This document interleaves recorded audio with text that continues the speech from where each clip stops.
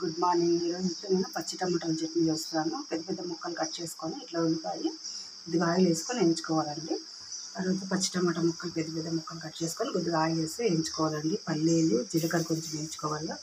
వెల్లుల్లి పచ్చిమిర్చి కొద్దిగా వేసుకోవాలండి. మనకి కారం తగ్గట్టు కొద్దిగా ఆయిల్ వేసుకొని వేసుకోవాలండి. టమాటాలు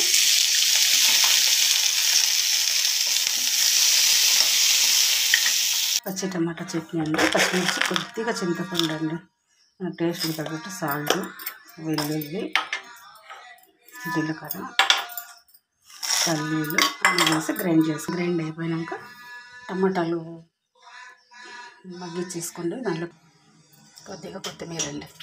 చట్నీకి పోపు పెట్టాలండి. ఉద్దిపప్పు, కొద్దిగా ఇంగువ, కొద్దిగా పచ్చి టమాటా చట్నీ అయితే రెడీ అయిపోయిందండి. Thank you.